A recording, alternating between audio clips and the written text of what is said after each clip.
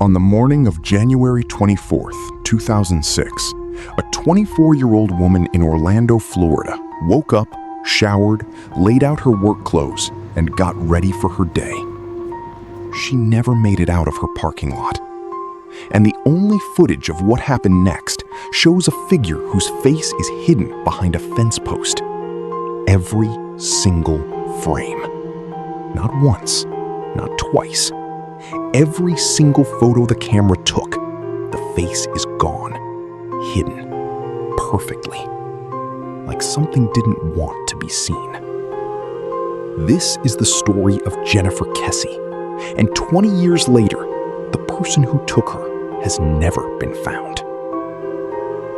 Jennifer Kesse was, by every account, someone who had built exactly the life she wanted.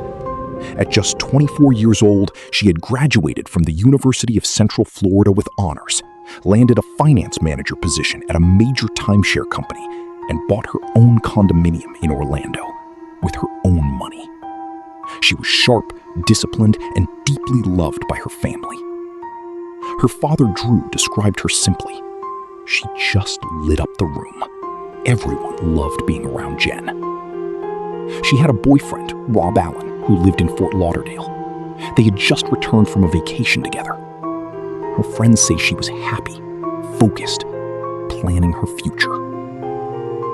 On the night of January 23rd, Jennifer spoke to her father on the phone at 6:15 p.m. during her drive home from work. Then she called Rob at 10 p.m. Both conversations were completely normal. She sounded fine. She sounded like herself. Nobody would speak to her again. Every morning, without exception, Jennifer would text or call Rob before leaving for work. On the morning of January 24th, 2006, she didn't. Rob tried calling her, straight to voicemail. He tried again, voicemail. He kept trying through the day, growing more anxious with every unanswered call. When Jennifer didn't show up for an important meeting at work, her colleagues called her parents in Tampa.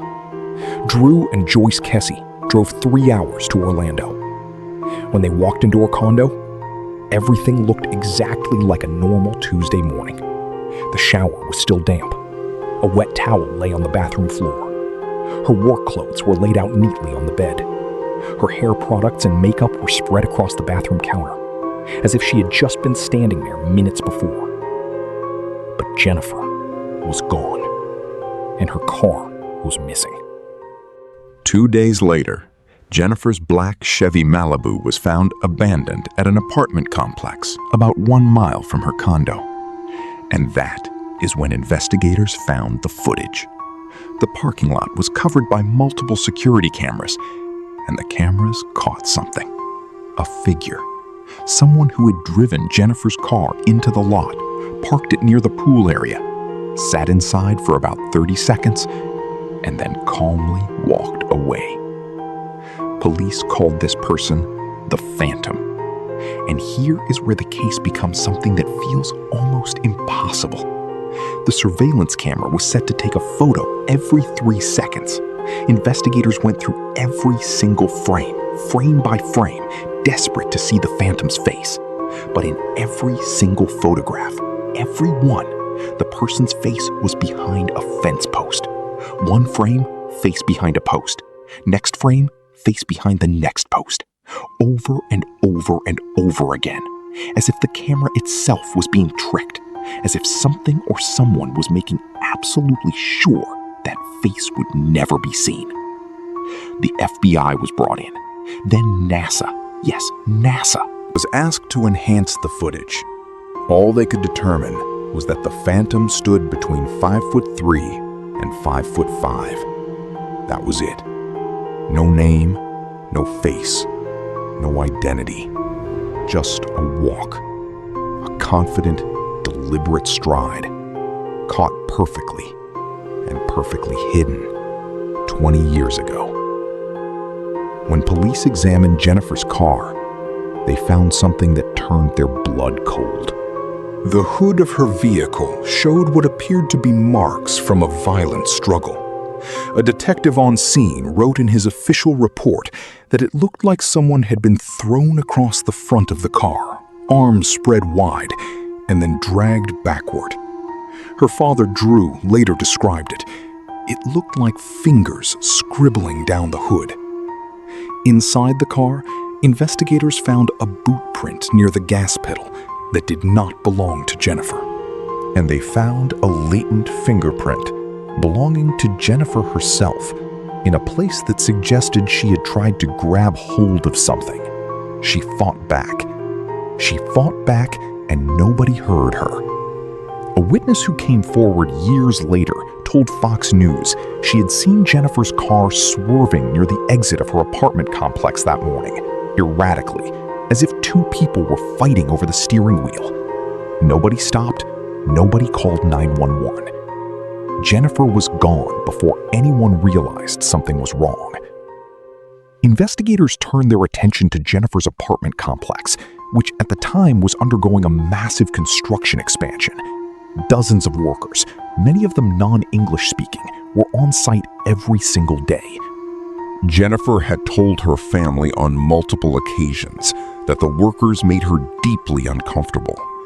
She described them stopping what they were doing to stare at her as she walked to her car, following her with their eyes, comments, whistles.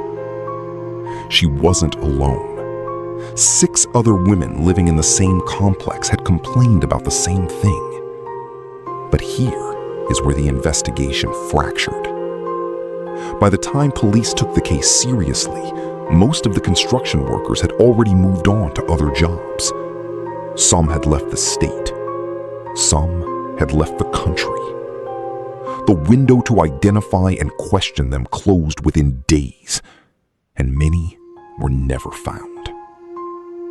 For 18 years, the case went cold. Then in 2018, Drew and Joyce Kesse did something almost no family in history has ever done.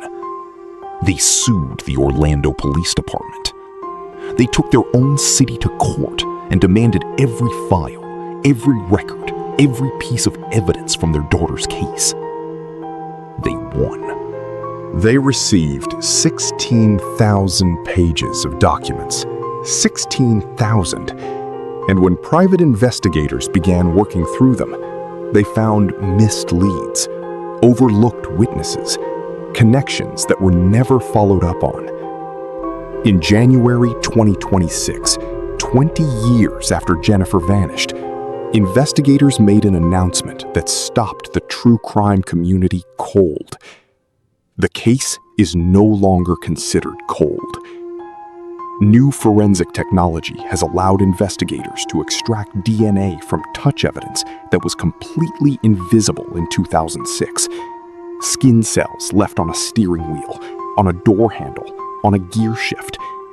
And investigators say they have gone from having no suspects to a very short list of persons of interest. The Phantom may finally be close to having a name, but Jennifer is still missing.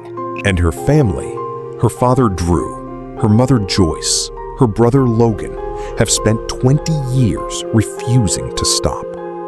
Billboards across Florida, a website, a Facebook page, fundraisers, lawsuits, press conferences. 20 years of fighting to bring their daughter home. Drew Kesse said recently, simply and quietly, "There's nothing else in my life more important than finding Jennifer." Somewhere out there, someone knows who the Phantom is. Someone recognizes that walk, that stride, that height. Someone remembers a coworker who disappeared from the job site around January 24th, 2006. Someone knows something they have been carrying for 20 years.